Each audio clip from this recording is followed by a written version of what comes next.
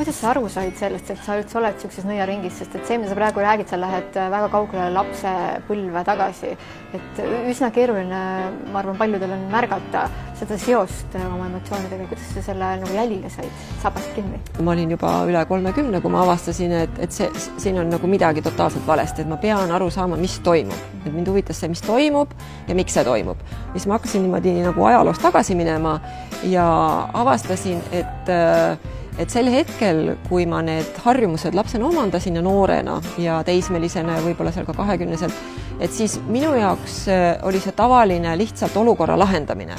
Et ma tahtsin süüa, et ma tunneks ennast hästi ja siis ma tahtsin kaalus alla võtta, et ma tunneks ennast jälle hästi.